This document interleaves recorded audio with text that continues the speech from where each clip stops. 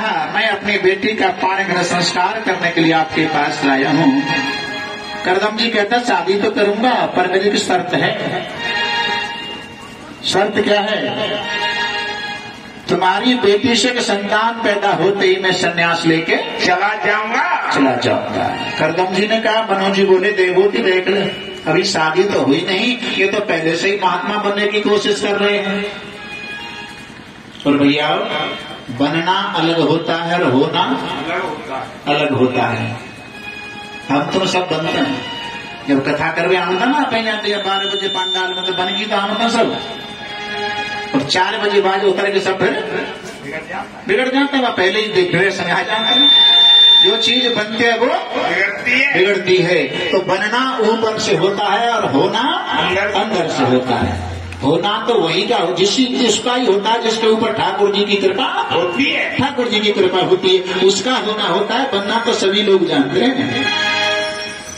देवभूति ने कहा, पिताजी मुझे भी ऐसे ही जितेंद्रिय पति की आवश्यकता है, मेरी शादी इनके ही साथ करो। महाराज पाणिग्रहण संस्कार करके मनुशत्रु का लौट करके अपने यहाँ आते हैं। और आज करदम जी एक दूसरी परीक्षा और लेते हैं। किसकी? देवभूति की। मैं ये पूछा तुम कौन, कहाँ, कौन, माता पिता, ये सब कुछ नहीं। परीक्षा क्या ली? करदम जी पहले ही दिन 12 वर्ष की समाधि लगा करके बैठ गए। उसी दिन से देवभूति पति सेवा में संलग्न हो गई। 12 साल तक पति की, यानी समाधि करदम की नहीं मानी जाएगी, समाधि तो देवभूति की मानी जाएगी। हालात कैसे हैं करदम जी के?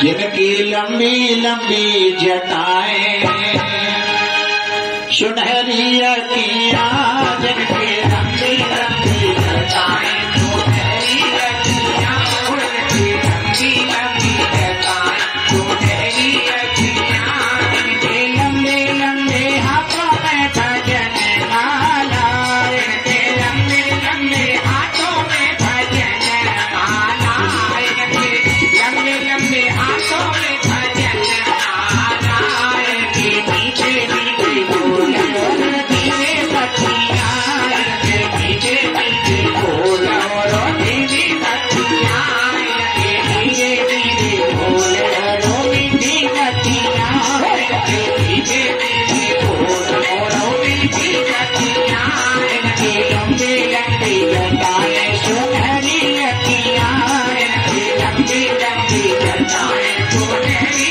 अखियां, इनकी हंसी हंसी चमके पड़ते चमके, इनकी हंसी हंसी चमके पड़ते चमके, इनकी हंसी हंसी चमके पड़ते चमके, ऐसे ब्रह्मनिष्ठ संतों की होगी गतियां, ऐसे ब्रह्मनिष्ठ संतों की होगी गतियां, ऐसे ब्रह्मनिष्ठ संतों की होगी गतियां, इनकी लंबे लंबे जटाएं सुनहरी अखियां, इनकी लंबे लंबे जटाएं सुनहरी अखियां, इनकी लंबी लंबी जटाएं सुनहरी अखियां, इनके लंबे लंबे हाथों में भजन माला, इनके लंबे लंबे हाथों में भजन माला, इनके धीरे धीरे बोल मीठी पतिया, इनके धीरे धीरे बोल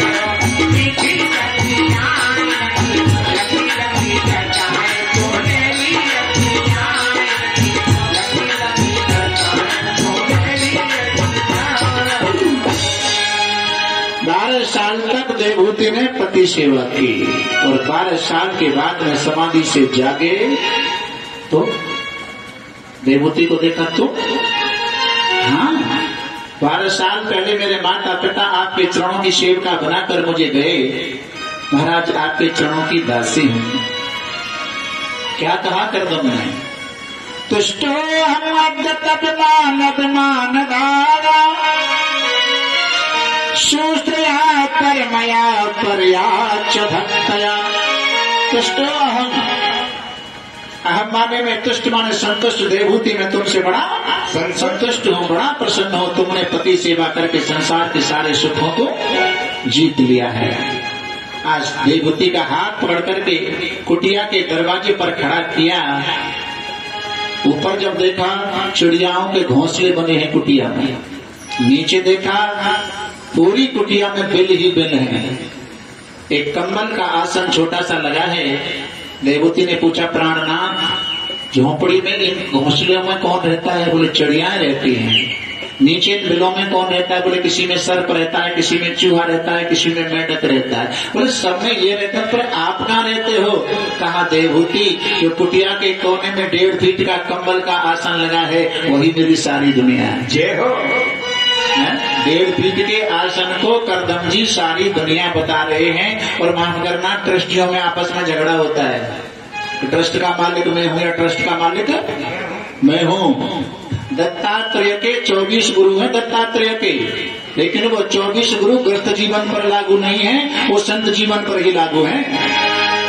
उन 24 गुरुओं में एक गुरु दत्तात्रेय ने सर्प को और बनाया। सर्प से क्या शिक्षा ली? सर्प कभी अपना निजी घर नहीं बनाता, बने हुए में रहता है। तो संत को ये चाहिए कि निजी नहीं बनाना चाहिए। किसी ने बना दिया मंदिर, धर्मशाला, देवालय, वहां पर अपना निर्वाह करना। और झरने के किनारे खड़े होते हैं तो शेर, हिरन जैसे जंगली जानवर एक दूसरे के विरोधी, वो एक ही झरने में पानी पी रहे हैं। इस कथा का आशय समझे।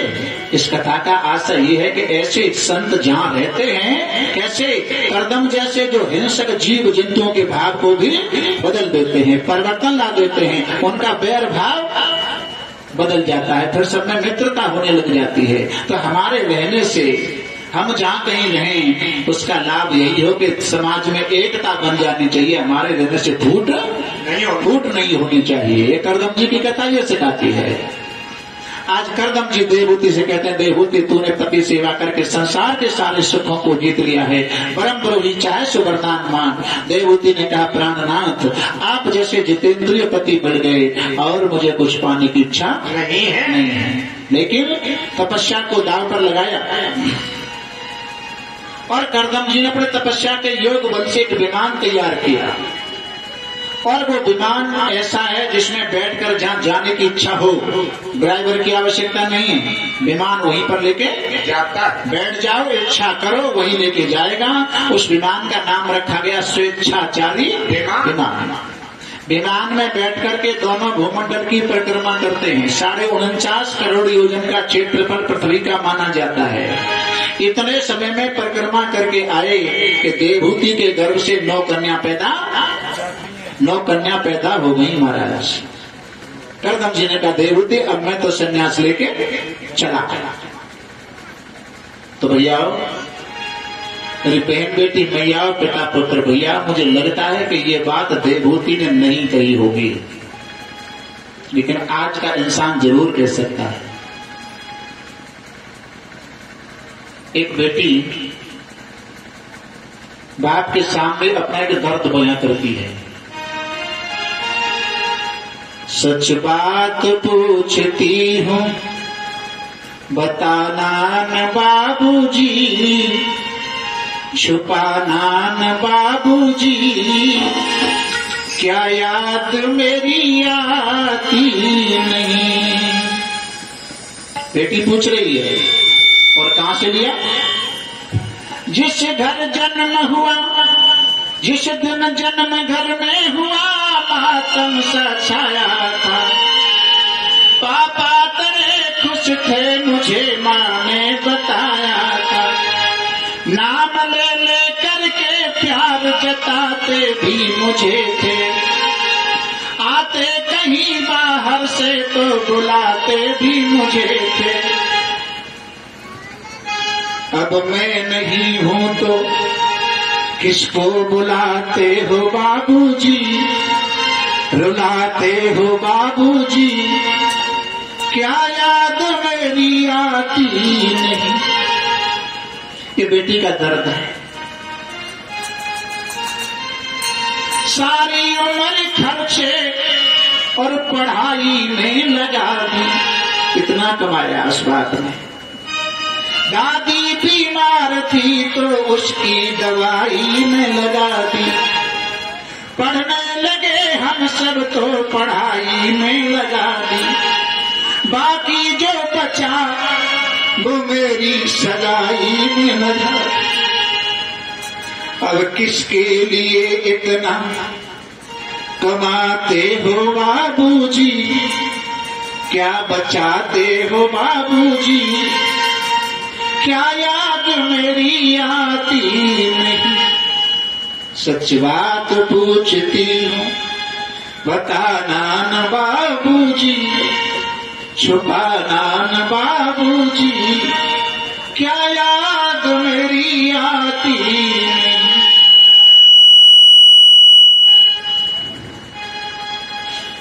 कैसी परंपरा है ये, कैसा विधान है, पापा ये बताओ मेरा कौन सा जहान है। पीहर में पूरा है न ससुराल पूरा है, यहाँ न यहाँ भी अधूरा है वहाँ भी अधूरा है। क्या आपका भी प्यार अधूरा है बाबूजी, न पूरा है बाबूजी, क्या याद मेरी आती नहीं। जितना अपने माँ बाप की इज्जत का ख्याल बेटियां रखती हैं, उतना बेटे कदाप नहीं रखते।